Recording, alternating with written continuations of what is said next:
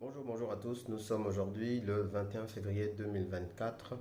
Aujourd'hui, j'aimerais parler de l'acte de rachat d'Assala par l'État gabonais.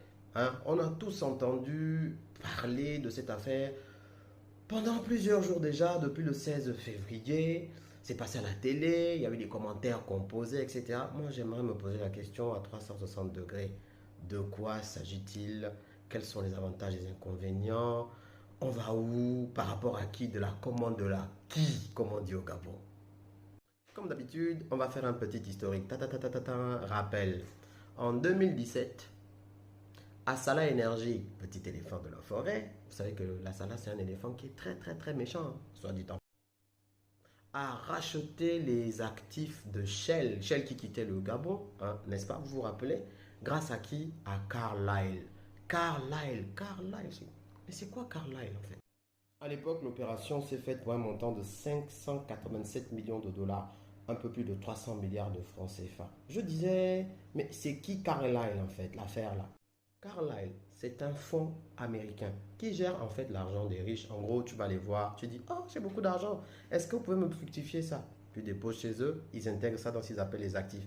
Il n'y a pas que les actifs financiers. Bon, bref. Et après, eux, ils cherchent à te faire fructifier ton gain. Bien sûr, ils en vivent. Ils représentent combien en actifs? Regardez vous-même. 426 milliards de dollars. Ça, c'est le chiffre officiel. Ah, milliards de dollars. 426. Mais ça fait combien en CFA? Lisez un peu le chiffre là. Bon, pour ceux qui ne savent pas bien lire les chiffres, parce que quand c'est trop là. Il s'agit d'à peu près 260 000 milliards de francs CFA. Je répète, 260 000 milliards de francs CFA. Alors on va faire les maths. Sachant que le budget 2024, je calcule, de l'État gabonais est de 4162 milliards de francs CFA, ça veut dire que Carlyle peut financer 62 ans du budget de l'État gabonais. Donc, comme on dit au quartier, en fait, ils peuvent nous acheter pendant 62 ans. Tout le pays. Bon, bref. Tout ça pour dire quoi? Il faut toujours savoir à quoi nous avons affaire. D'accord? Le problème aujourd'hui, c'est que les finances sont tellement gagnées dans le monde entier que, en gros, dès que tu as beaucoup d'argent, tu deviens tellement puissant que tu vas juste piller les pays, faire ce que tu veux, multiplier ton gain. En fait, les riches deviennent plus riches, les pauvres deviennent plus pauvres. Enfin, ça, c'est la parenthèse, c'est le capitalisme, c'est comme ça. C'était juste un petit égarement comme ça, mais ça vous permet quand même de repositionner les choses dans leur contexte. Donc, en fait, Carlyle voulait vendre à Salah à Morel et Prom. Mais l'État gabonais s'est dit qu'il pouvait bloquer cette opération pour récupérer Assala.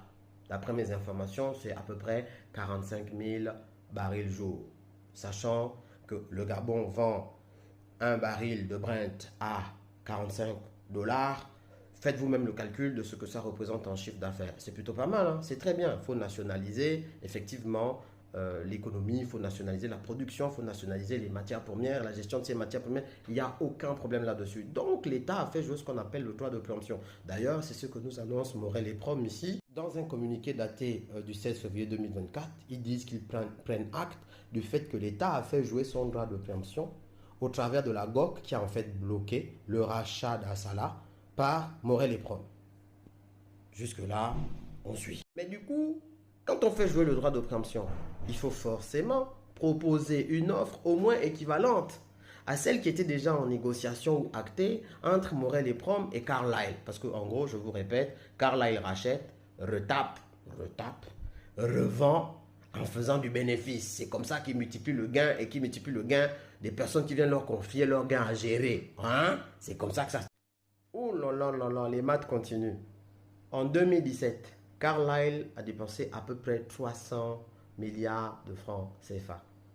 Maintenant, quand ils revendent à Morel et Prom, donc quand ils revendent à l'État, la valeur d'Assala qu'ils demandent, le gain, est de 1,3 milliard de dollars. à peu près 700 milliards de francs CFA. C'est-à-dire qu'ils ont fait x2. Mais oui, c'est comme ça qu'eux, ils fonctionnent. Ils ne sont pas là pour blaguer avec quelqu'un.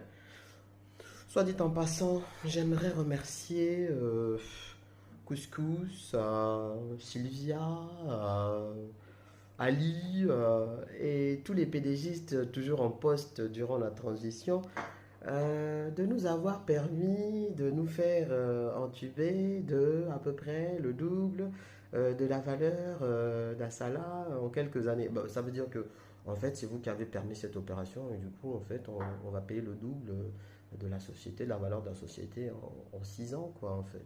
Merci beaucoup, hein, c'est gentil. Bon, on aurait quand même aussi pu négocier au rabais. Alors j'ai entendu beaucoup de gens parler d'un montant de 500 milliards, mais non, non, non, non, attention. Carlyle veut 1,3 milliard de dollars. Ça veut dire qu'on a posé sur la table 1,3 milliard de dollars, près de 700 milliards de francs CFA. Sinon plus pour racheter Asala. C'est un gros investissement. Bon, maintenant, analysons ça en détail. Avantages, inconvénients et tout le reste. Allons-y, allons-y.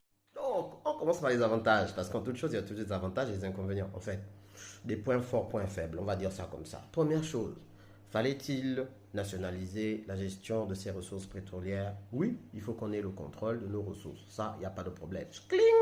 Et du coup, en rachetant les actifs d'Assala, on rachète aussi un des terminaux pétroliers du Gabon parce qu'il faut dire qu'on n'a pas le contrôle des terminaux pétroliers.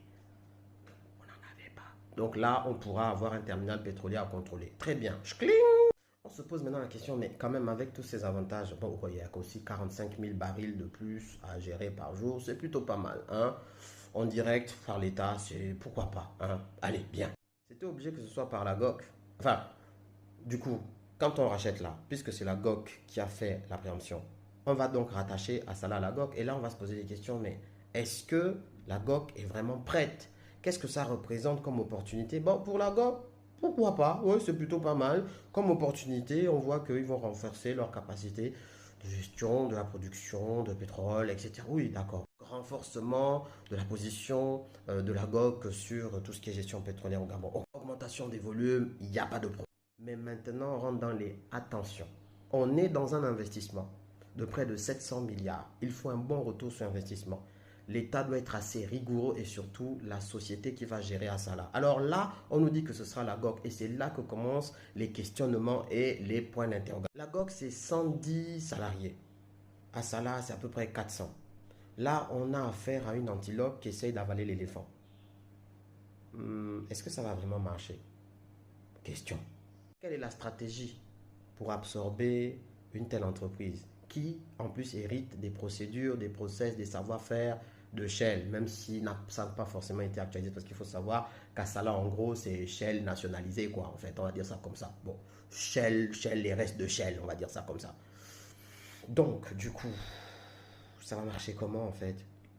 Il y a beaucoup de personnes de la GOC dont les compétences sont inférieures à beaucoup de personnes de Assala. Ça va se passer comment? Sachant comment se passe le vampire dans certaines entreprises du Gabon.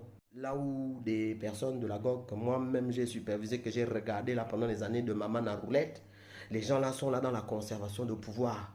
Parfois ils n'ont pas de compétences, mais ils sont assis depuis mbembe, kala. Ils vont gérer ça comment? Là-bas il y a les fils d'eux, les frères d'eux, les nièces d'eux.